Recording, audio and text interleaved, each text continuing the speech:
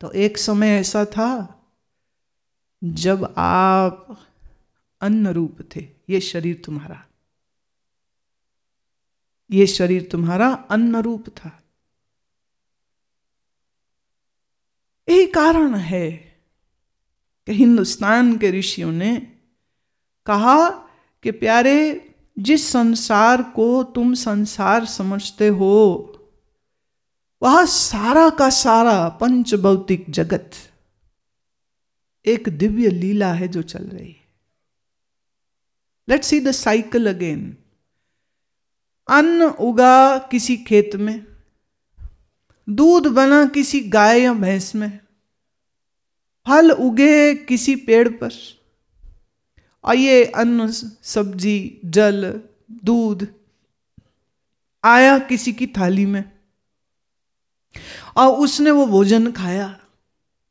जो भोजन तुम आज खा रहे हो, इस भोजन को वीर्य या शुक्र बनने में लगभग 1.5 महीना लगता है। क्यों? जब आप भोजन खाते हैं तो हमारे शरीर की इस मशीनरी में कार्यक्रम शुरू हो जाता है। पहला क्या होगा? रस बनेगा। फिर ये 3 दिन रस बनने में लगेंगे। फिर यही रस रक्त बनेगा, ब्लड बनेगा। फिर यही ब्लड आगे अपनी फॉर्म्स में आते आते आते तो शुक्र तक पहुंचने के लिए, माता के वे वीर्य बनने के लिए। अच्छा देखिए, एक बड़ी मजेदार बात, हर स्त्री अपने गर्भाशय में अंडे लेके ही पैदा होती। जब लड़की को माहवारी शुरू होती है, मेंस्ट्रुअल साइकिल उसका शुरू होता है, तो उसमें क्या है, अब चूंकि उस अंडे का गर्भाधान नहीं हुआ है तो वो बाहर बह जाता है। और अगर उसका शारीरिक संबंध बन जाता, हाँ, और अगर कहीं गर्भाधान हो जाता तो वही जो अंडा है वो बच्चे का रूप ले लेता। तरस, रक्त, मांस, मेद, अस्थि, मज्जा, ये सारा क्रम चलते चलते चलते वीर्य बनने में लगभग 1.25 से 1.5 महीना लगता। इसीलिए हमारे ऋषियों ने और आचार्यों ने यह बात भी कही कि इसको वेस्ट नहीं करना चाहिए। इस वीर्य से के बाद एक 8वीं चीज बनती है जिसका चर्चा हमारे ऋषियों ने किया है, और उसको कहते ओज। देखिए, वीर्य तक, शुक्राणु तक तो सबके अंदर बनेगा। अन्न खाए गृहस्थी, अन्न खाए कोई भी खाए, सबके शरीर में रस, रक्त, अस्थि, मेद, मज्जा, ये तो सबके ही बनेगा। अब जिसने अपने, इनको हम सेक्सुअल फ्लूइड्स भी कह सकते हैं, ये पुरुष वीर्य खोता है, स्त्री अपना तत्व खोती है, लेकिन अगर वो उसका संचय करे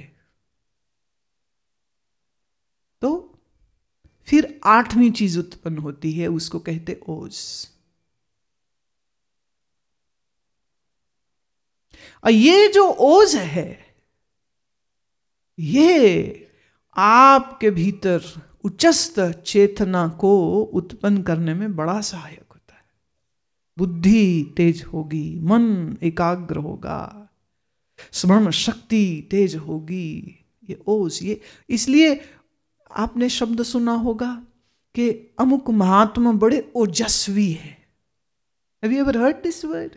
हिंदी भाषा का है ये। फिर ओजस्वी, व्हाट इज ओज? ओज को ही हम वी कैन कॉल ओज इन इंग्लिश एज ऑरा। आपने देखा होगा अवतारों, गुरुओं का चित्र कोई पेंट करे ना तो उनके सिर के पीछे से गोल एक चक्र बना देते। What is that? ऑरा। ये सिर्फ अवतारों, गुरुओं के लिए नहीं है। अगर कोई भी स्त्री या पुरुष अपने वीर्य की रक्षा करते हैं तो आयुर्वेद के शास्त्र ये कहते हैं, योग के शास्त्र भी ये कहते हैं कि फिर 8वीं धातु उत्पन्न हो जाएगी जिसको हम ओज कह सकते हैं। भोगवाद को बढ़ावा देने वाले और सिर्फ सेक्स से सुख प्राप्त करने वाले लोग कहते रहे पागल हो गए हो, अगर सेक्स नहीं करोगे तो सुख कहां से मिलेगा। देखिए आपकी भोगवादियों की ये सोच है। लेकिन हमारे आचार्य क्या कहते थे? हमारे आचार्य कहते थे कि यह वीर्य पुरुष के शरीर में सिर्फ भोग करके नष्ट करने के लिए नहीं है, ये तो 8वीं धातु उत्पन्न करने के लिए है, ओज उत्पन्न करने के लिए है। क्योंकि ओज होगा तो फिर इसकी बुद्धि प्रखर सक्षम होने की यात्रा कर सकेगी। Modern medical science says no, that doesn't make any difference at all. Okay, so you can have as many ejaculations as you want, nothing will be harmed. एक आज की मॉडर्न साइंस का ये सोच है। हमारे आचार्यों की सोच इससे बिल्कुल अलग थी। अच्छा, आप थोड़ा इतिहास पढ़ के देखिए। हमारे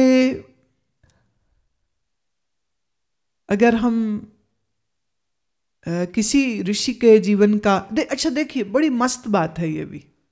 हमारे तकरीबन सब ऋषि विवाहित थे। याज्ञवल्क्य जी की तो 2 पत्नियां थी, तो विवाह के विरोध में नहीं थे वो लोग, जरा भी नहीं। लेकिन पत्नी है, पति है, लेकिन दोनों का समय कैसे बीतता है? आराधना में, साधना में, पढ़ने में, पढ़ाने में, शिक्षण में। और फिर कभी 5 साल 10 साल बीत जाते तो फिर पत्नी कभी कहती कि अब मुझको संतान की इच्छा हो रही है। तो ऋषि कहते अच्छा चलो देवी, अब हम तपस्या शुरू कर। इतने समय तो तपस्या ही चल रही थी, लेकिन संतान उत्पन्न करनी है तो अब और तपस्या चाहिए। अरे और तो और क्या कहें कि साधारण व्यक्ति, जिनको हम बिल्कुल नॉर्मल साधारण व्यक्ति माने, तो वह लोग भी इस बात का बड़ा ध्यान रखते थे कि किस काल में, किस समय में, किस ऋतु में गर्भाधान होना चाहिए। और आयुर्वेद के अनुसार तो एक तीसरी बात आती है, और वो ये है कि अगर देखो गेहूं का बीज सड़ा हुआ हो और सड़ा हुआ बीज खेत में डालोगे तो फसल कैसी होगी? स्वस्थ। बीज को कीड़ा लगा हो और वही कीड़े लगा बीज आप बो दो, गाजर, मूली, शिमला मिर्च, कुछ भी, तो फसल कैसी होगी? पुरुष का वीर्य बीज है, माता का गर्भाशय धरती है।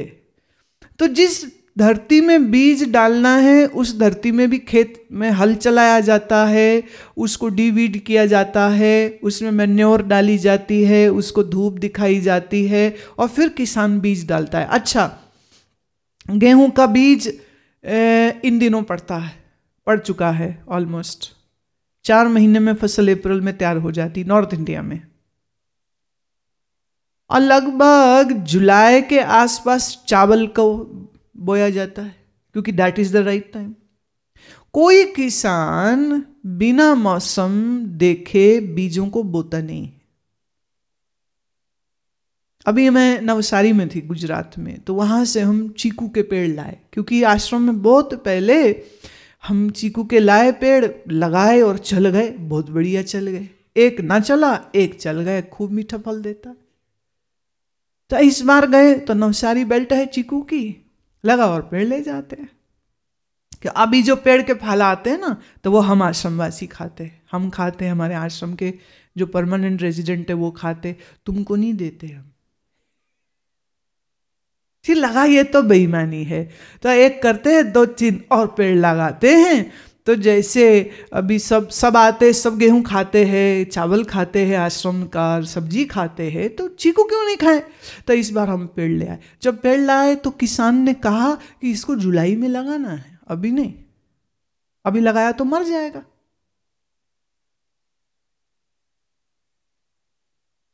आश्रम के बनते बनते ना हम अच्छे खासे हॉर्टिकल्चरिस्ट बन गए। और कभी कभी तो जब मैं बैठ के अपने मालियों से और वो बात करती हूँ तो मुझे गुरु होने की फीलिंग नहीं होती, किसान होने की फीलिंग। वो वहाँ मिट्टी में बैठ करके ना, अच्छा ये करते, अच्छा ये करते, अब ये डालते, अब केचुए की खाद डालते, अब पानी डालते, अब ये करते, पर बड़ा मजा आता है।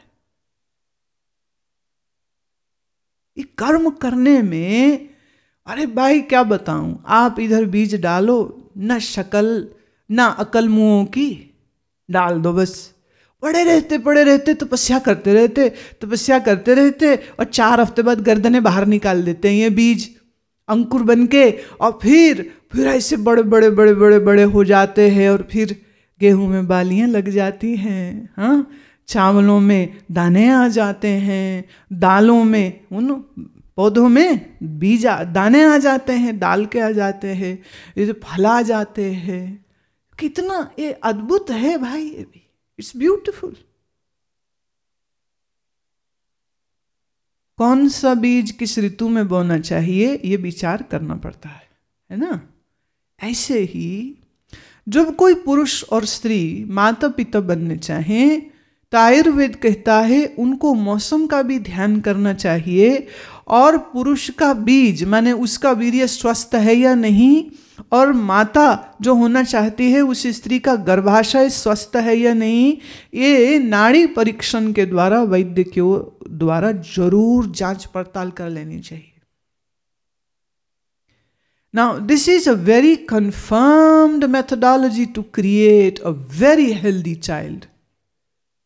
हमारे तो कुछ एक आचार्यों का यहाँ तक कहना है कि अगर माता पिता साधक हों, हाँ, माता पिता योगी हों, तो योगी स्त्री पुरुष अपने शरीर से एक योगी को जन्म दे सकते हैं। देखिए अभी हम अन्नमयी कोश की बात कर रहे हैं, इस अन्नमयी कोश के बाद और 4 कोश और भी है, तो उससे जो तीसरा और चौथा कोश है ना, उस कोश से संबंधित होता है कि ये जो बच्चा पैदा होगा भोगी होगा, रोगी होगा कि योगी होगा।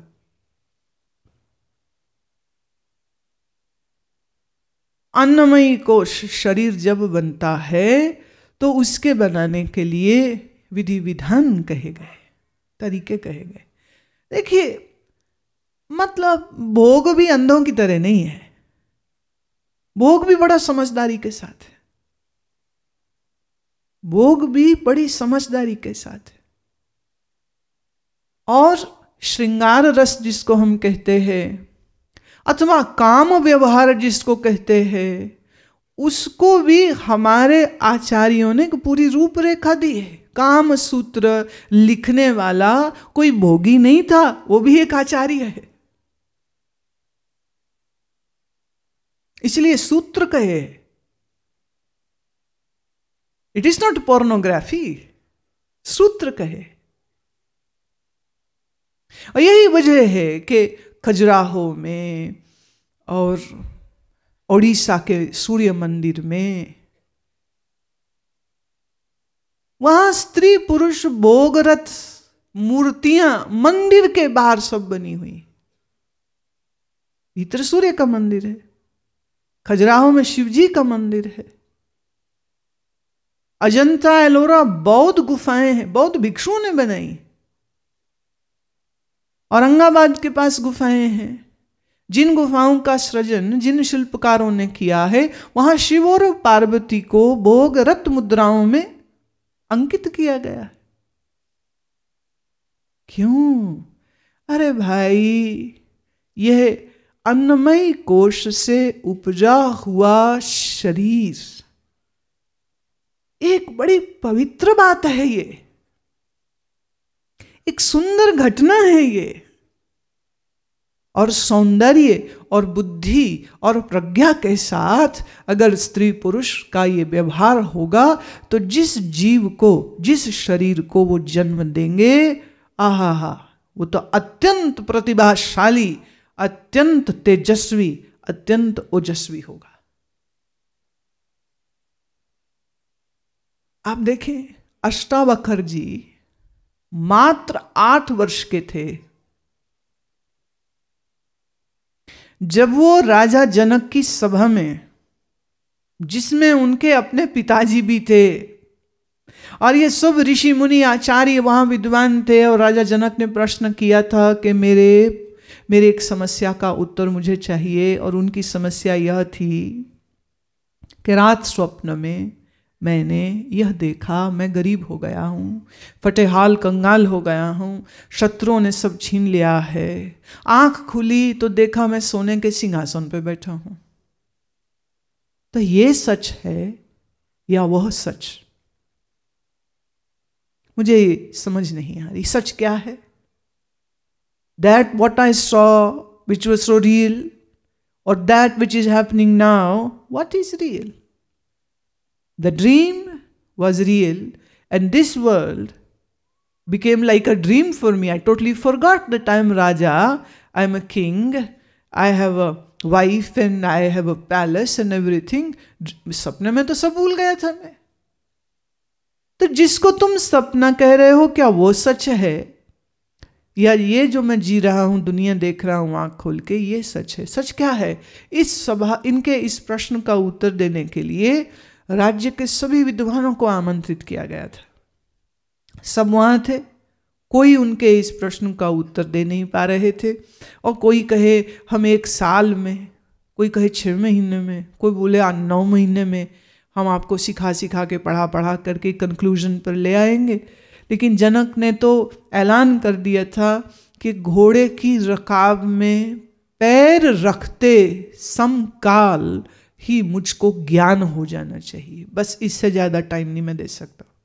जो ये ज्ञान मुझे कराए वही मेरा गुरु होगा। उसी सभा में अष्टावक्र जी पहुंचे। उस समय पर वो 12 वर्ष के थे। 12 वर्ष के अष्टावक्र जी सभा में आते हैं और बड़ी जोर से हंसते हैं और हंस के कहते हैं, जनक तेरी इस प्रश्न का उत्तर मैं दूंगा। और सीधे जाके जो गुरु का आसन बना हुआ था उसमें जाकर के बैठ गए, जिस आसन पर बड़े बड़े ऋषि मुनि मनीषी बैठने में संकोच कर रहे थे कि जनक की शर्त को हम पूरा ही नहीं कर सकते कि घोड़े पे चढ़ने के लिए रकाब में मैं पैर रखूं और इतनी ही देर में मुझे ज्ञान हो जाए। सत्य क्या है? और ये 12 वर्ष का, और शरीर उनका टेढ़ा मेढ़ा था। अष्टावक्र नाम इसलिए, अष्ट माने 8, वक्र माने टेढ़ा। 8 जगह से उनका शरीर टेढ़ा था। Have you ever seen a person whose ankles are not fully formed and when they walk, they have a very strange walk? और कभी आपने देखा हो जिसका यहाँ से हाथ मुड़ा हुआ है या टेढ़ा है या कोनी टेढ़ी है? अष्टावक्र जी के 8 जगह से टेढ़ापन था। और जब वो सभा में आए तो उनकी चाल देख के महात्मा लोग, ऋषि मुनि लोग हंसने लगे। कुछ नहीं बोले। अष्टावक्र चुपचाप गए, जनक के सामने खड़े होके कहते, तेरा गुरु मैं बनूंगा। ये कह के सीधे गुरु आसन पर बैठ गए। जनक जी तो तुरंत उठे, बड़े समझदार हैं। अब देखिए, एक होता है बात बोल दी, एक होता है बात ऐसी बोल दी कि तीर लग गया। जनक जी के तो तीर लग गया। अरे क्या ओज, क्या चेहरा, क्या वाणी, क्या प्रतिभाशाली, क्या तपस्वी चेहरा। तो जनक जी उठ के हाथ जोड़ के कहते हैं, गुरुवर मैं तैयार हूं, मुझे शिष्य बनाइए और मेरे इस समस्या का समाधान कीजिए। अष्टावक्र जी कहते, पहले इन चमारों को सभा से बाहर करो। अब बड़े बड़े विद्वान आचार्य मंडलेश्वर बैठे हैं, सब एकदम क्रोध में लाल हो गए। जनक ने कहा, गुरुदेव ये चमार आप इनको कह रहे हैं? अष्टावक्र एकदम गंभीर कहते, बिल्कुल हाँ। इन्होंने मेरे चमड़ी को देखा, इन्होंने मेरे ज्ञान को नहीं देखा। तो जो चमड़ी को देखता है वो चमार होता है। भले कितने ग्रंथ पढ़े इन्होंने, कितने वेद पाठी शास्त्र पढ़े इन्होंने, पर यह है चमार। और यह ज्ञान मैं चमारों को के सामने नहीं दूंगा। सभा खाली कराओ इन चमारों से। सोच सकते हो 12 वर्ष का लड़का, ये बड़े बड़े उम्र के बाबाजी लोगों का 1 मिनट में बेइज्जती नहीं किए, पर जो सत्य है वो बोल दिए। Clear off this whole court. I don't want them here. इन्होंने मेरे शरीर को देखा, मुझे नहीं देखा। और ये अन्न से बना हुआ शरीर हम नहीं हैं। ये अन्नमयी कोश हम नहीं हैं। ये रस रक्त मांस मेद अस्थि मज्जा शुक्र का बना शरीर ये मैं नहीं है। ये मेरी बाहर की एक परत है। This is the external layer of me. Have you seen an onion? It has too many layers. You peel one, then there's second, you peel second, there's third, you peel third, there is fourth. Right? इसी तरह आपकी 5 layers हैं। पहली है अन्नमयी कोश। अब ये अन्नमयी कोश निकला कहां से? आप कहोगे ये मेरी मां है, ये मेरे पिता है। भाई इनको माँ पिता कैसे कह सकते हो? अगर इस माँ पिता को खाने को अन्न ना मिलता, पीने को जल ना मिलता, आप कहां से, ये शरीर तुम्हारा कहां से बनता प्यारे? बोलो। तो समझदारों ने कहा अन्न माता है, इसलिए कहा पृथ्वी माता है।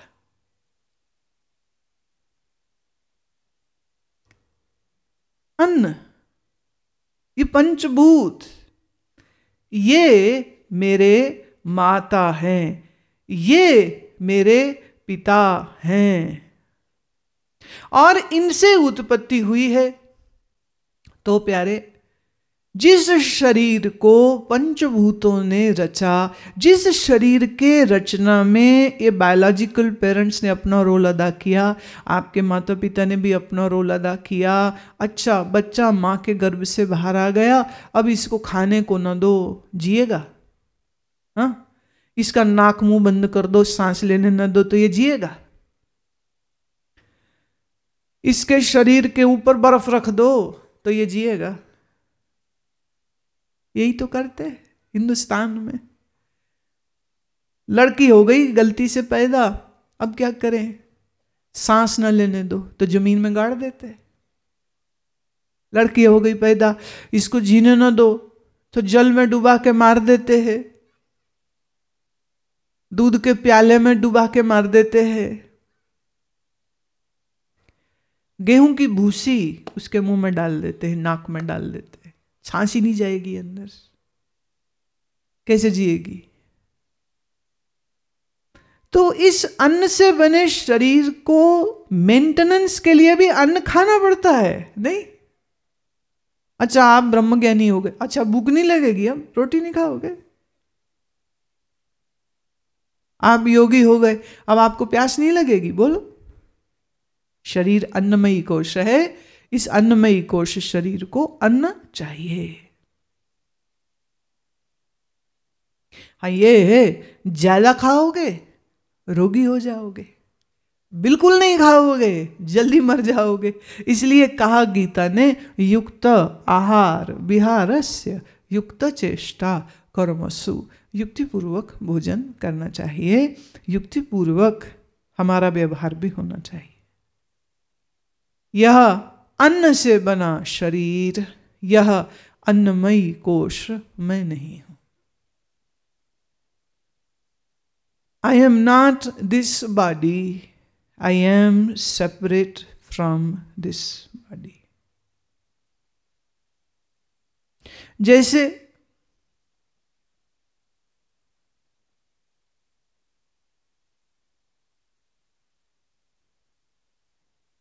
आप इस शरीर को मैं कहते हो और शरीर को लगी भूख, खाना खाते हो तो बोलते हो मैंने खाया।